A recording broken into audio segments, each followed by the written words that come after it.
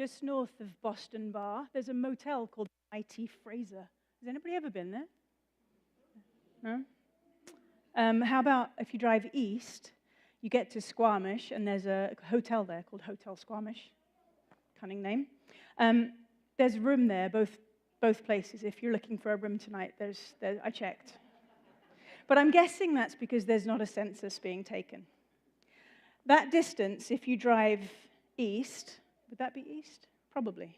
If you drive that way, you'll get to Boston Bar, or that way, then I'm guessing is west. You'll get to Squamish, is the same distance that Mary and Joseph walked, which is quite a long way. They walked perhaps with a donkey, perhaps not. And the place they were walking to was crammed full of people because there was a census being taken place. No guest room, it says, was available to them. Can you imagine walking from here to Boston Bar, or from here to Squamish? And imagine doing that 9 months pregnant. It's probably about a 4-day journey, which is very, very far. If you had to walk to your hometown tonight, or drive, or take a train or a plane, I wonder how far you'd have to go and how long it would take you. I worked out if I left here, drove to the airport, waited the 3 hours, got on the plane, drove to got off the plane, took an hour to get through Heathrow, went to my birthplace, I would take me about 17 hours, which is still only half as long as it took Mary and Joseph to get to Bethlehem from Nazareth. And the gospel writer, Luke, is so matter-of-fact about this. There's no picture the scene like I just did. There's no imagine how hard it must have been. He just gives us some bare bones to set this night in time and place. First, the time. There's Caesar Augustus, who gives the law. He's in charge of the region where Jesus was to be born. Through military victories, he'd established this peace on earth, Pax Romana. He had declared himself the savior of the world, the one who ended endless cycles of war. And at this time, he called a census, not because he wanted to count the people, but because he wanted their money. Peace is an expensive thing to try and keep. And peace is going to benefit the few and exploit the many, give lands to some while taking it from others, and made those who farmed and harvested work for the rich landowners and not put food on their own tables. And into this time and place, our prince who brings peace was coming. World peace had been announced by Rome, and at that moment, God began a counter-campaign with a tiny, tiny baby. God's peace was coming as good news for the working-class shepherds, but you'll get to them in a minute. Good news for a young woman and a carpenter. Good news for an older woman who had no child and her husband, an ordinary priest. Good news for the keeper of the local inn and any others who might have noticed the baby that night in Bethlehem. Jewish tradition said that the promised Messiah would come to David's house, Bethlehem in Judea.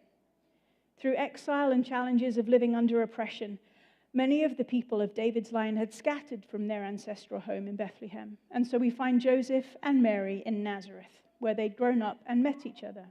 But now they're on the road, because when Caesar says move, you move. Luke tells us there's no guest room available for them because everyone was there for the census. But I'm pretty sure that relatives of Joseph would have made room. Perhaps it was a relative that gave them space. Houses at that time were built like a simple compound. There were rooms all around this central space where the animals lived, and they stayed there, maybe. There was space to offer guests and private and semi-private spaces in the family compound. But Mary and Joseph, maybe because of Mary's pregnancy, were a little bit behind all the others in arriving, and so there was nowhere for them to stay.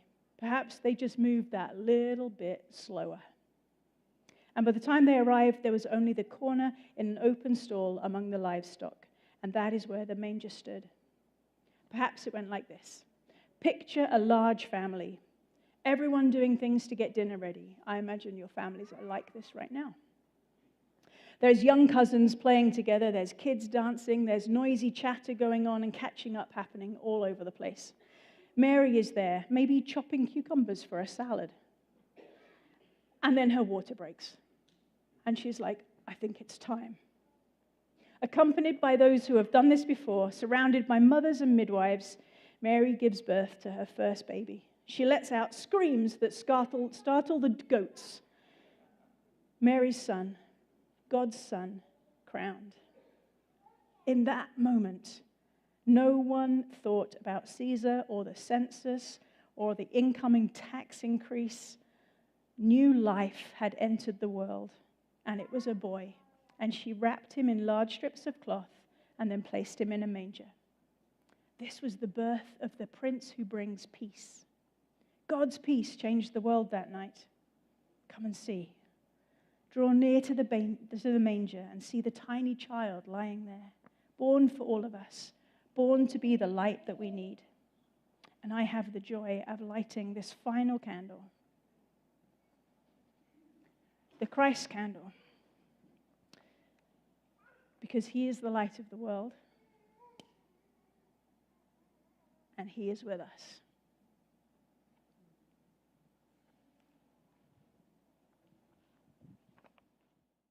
How many of you can identify with Charlie Brown? Yes? Just a few of you? I'm so sad. I'm in sad shape, says Charlie Brown. I feel depressed.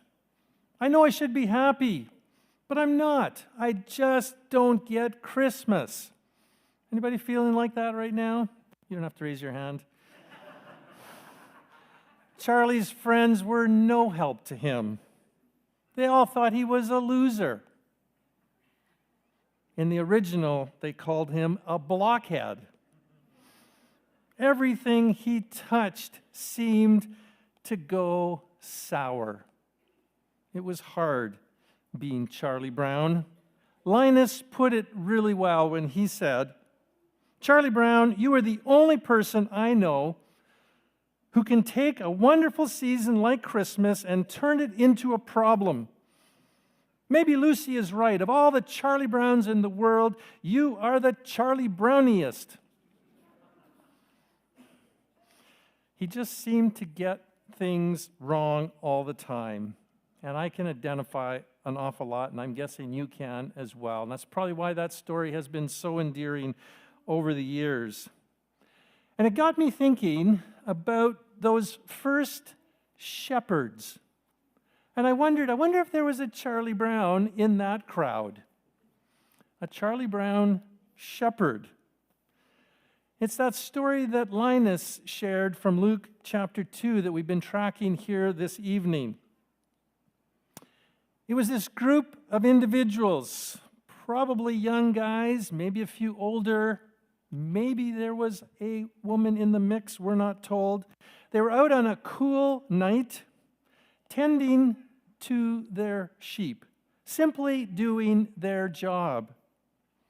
We really don't know very much about them, just what the account is given in Luke. And so, of course, there's been historians have tried to unpack who were these shepherds. Some suggest that they were the lowest of the low. On the social ladder, they were at the bottom. All their job was to take care of stinky sheep. And maybe some of them had that Charlie Brown complex. Other historians, however, believe that there was actually a special group of priestly shepherds who took care of a special flock of sheep just outside of Bethlehem or close to Jerusalem because they were tending to make sure that they had perfect lambs that could be sacrificed every Passover. And so it was a rather unique group.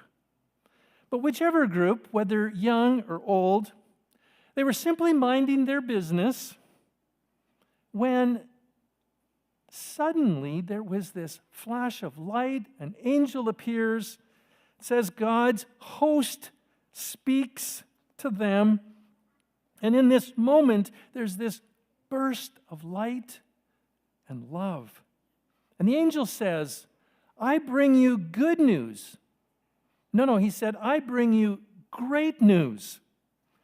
It's going to cause joy for all people. a Savior has been born. The long-anticipated Messiah, what you folks have been waiting for, he's been birthed today. It's going to change your lives. He's going to bring hope for the hopeless. These shepherds were terrified, understandably. But the angel reassured them, don't be afraid. It'll be okay. Because if you're going to find that there's a baby wrapped in cloths, lying in a manger. And he's actually really close at hand in the town of Bethlehem. Well, they heard the words, but they thought to themselves, we've got to have some proof. Their curiosity got the better of them.